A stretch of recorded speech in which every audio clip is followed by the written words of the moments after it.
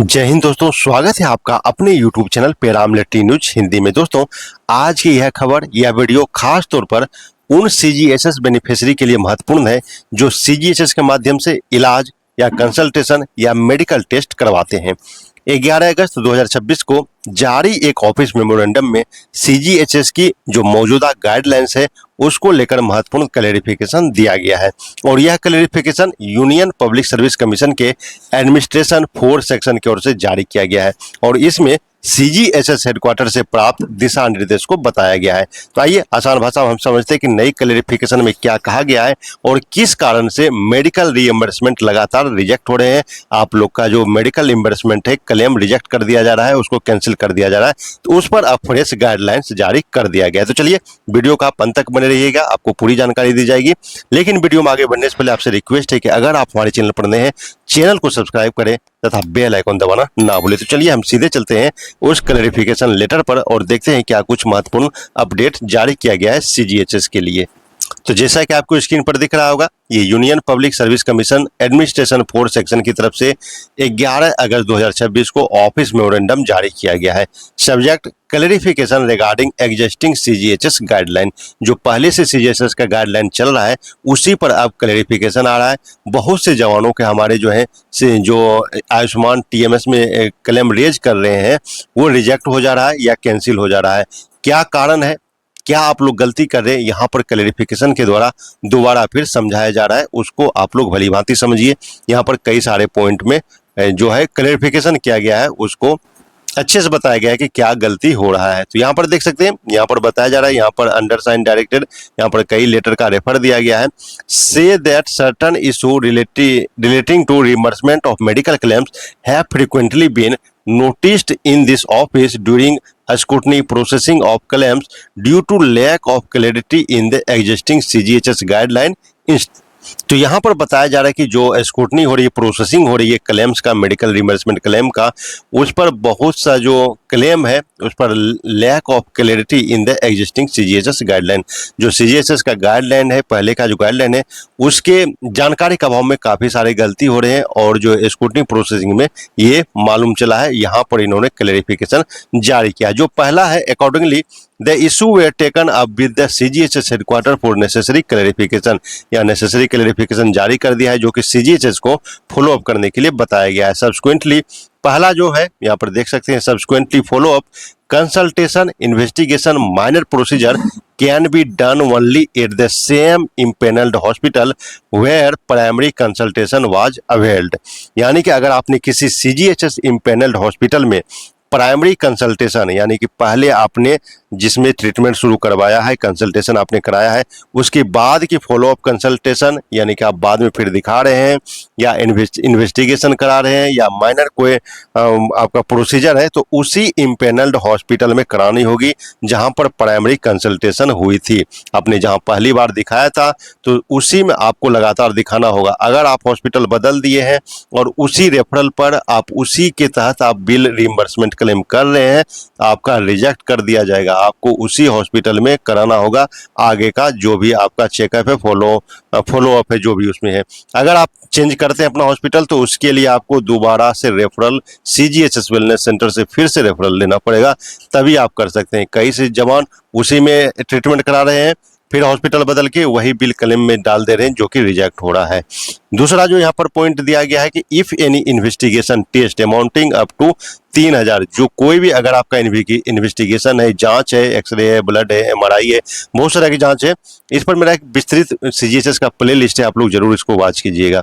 If any कोई भी आपका जांच है, कोई भी टेस्ट है, वो अगर 3000 रुपये तक का है, each test investigation is prescribed by the specialist of an empanelled hospital SC।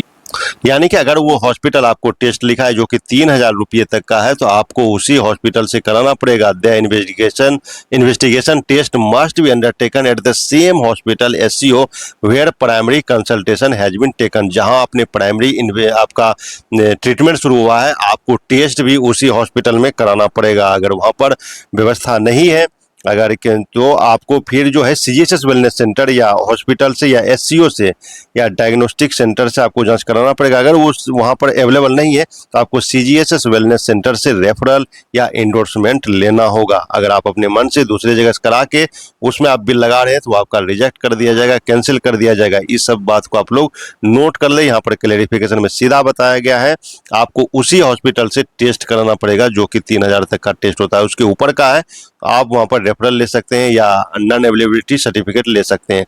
लेकिन अगर कोई छोटा मोटा टेस्ट है तो आपको उसी हॉस्पिटल से कराना पड़ेगा जहां आप ट्रीटमेंट करा रहे हैं। तो ये पॉइंट आपका क्लियर हो गया होगा। टेस्ट आपको उसी हॉस्पिटल से कराना है। अगर वहां पर अवेलेबल नहीं है तो आपको रेफरल लेना पड़ेगा सीजीएचएस वेलनेस सेंटर से, तभी आप करा सकते हैं 3000 रुपये तक का टेस्ट जो भी होगा। अगला जो पॉइंट है, if the beneficiary want to get the test investigation done from any other CGHS empanelled hospital SCO diagnostic centre, he she has to take prior referral endorsement from CGHS wellness centre.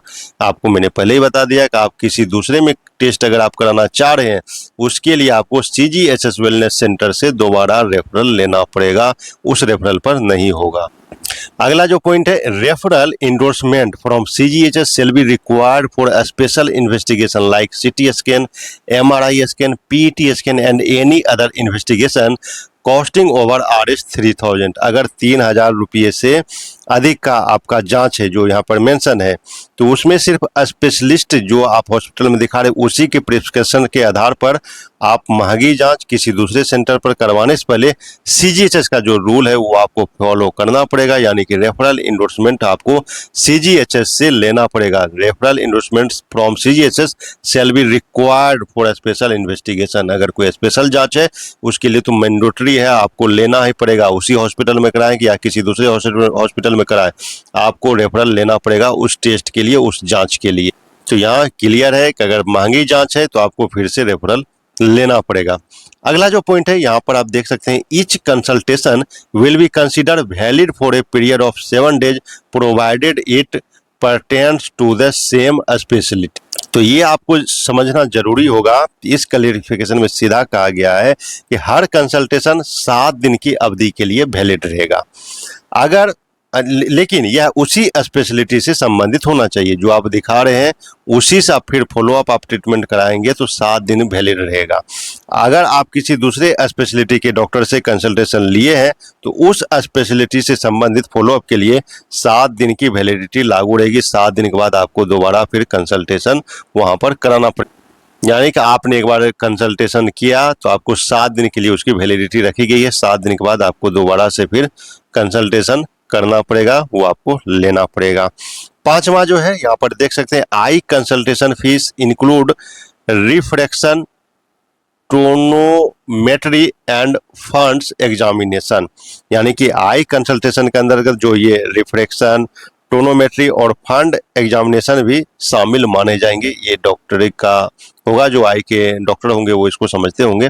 इस तरह की बीमारी के लिए आपको आई से consultation लेना पड़ेगा, आई वाले डिपार्टमेंट से आपको दिखाना पड़ेगा। आप किसी डिपार्टमेंट से दिखा के बिल क्लेम कर रहे हैं तो आपका रिजेक्ट माना जाएगा।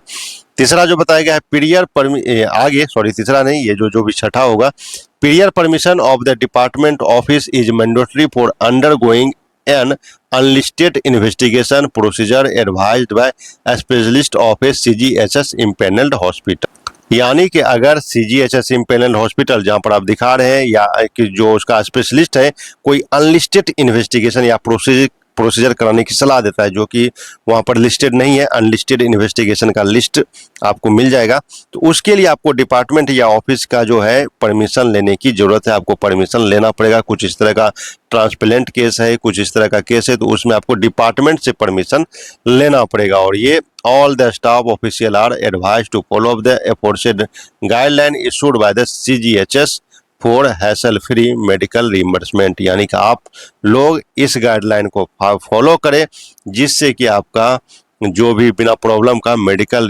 रिइंबर्समेंट क्लेम आपका पूरा आपको मिल जाए, कोई उसमें दिक्कत ना हो। नहीं तो अभी बहुत से जवान के कैंसिल हो रहे हैं, रिजेक्ट हो जा रहे हैं। आप लोग स्टेटस खुद चेक कर सकते हैं, सही भरा फिर भी रिजेक्ट हो रहा है, क्या कारण है, तो यहाँ पर क्लैरिफिकेशन जारी कर दिया गया। तो अब जो भी सीजीएचएस कार्ड होल्डर हैं, जो भी सीजीएचएस बेनिफिशियरी हैं, अब उसको कंसल्टेशन लेना हो, आपको इन्वेस्टिगेशन कराना हो या रेफरल कराना हो, तो अब आपको इन प्रक्रिया का ध्यान रखना होगा, इन बात को ध्यान रखना होगा। किसी दूसरे हॉस्पिटल में टेस्ट कराने से पहले रेफरल, इंडोर्समेंट, 3000 से ज़्यादा के स्पेशल इन्वेस्टिगेशन और अनलिस्टेड प्रोसीजर के मामले में निर्धारित प्रक्रिया का पालन करना जरूरी होगा। यह ऑफिस मेमोरेंडम 11 अगस्त 2026 को जारी किया गया है और इसमें सीजीएचएस हेडक्वार्टर द्वारा जो सीजी गाइडलाइन है वो प्रस्तुत किया गया है। अगर आप सीजीएचएस का लाभ लेते हैं या आपके परिवार का कोई सदस्य सीजीएचएस बेनिफिशियरी है तो इस जानकारी को जरूर शेयर करें ताकि जरूरत के समय किसी तरह की परेशानी ना हो। ऐसे ही सीएपीएफ, सीजीएचएस, पेंशन, वेलफेयर और गवर्नमेंट ऑर्डर से जुड़ी महत्वपूर्ण जानकारी के लिए जुड़े रहिए पैरामिलिट्री न्यूज के साथ। वीडियो पसंद आया हो तो लाइक करें, अपने साथी जवान तक शेयर जरूर करें। जय हिंद।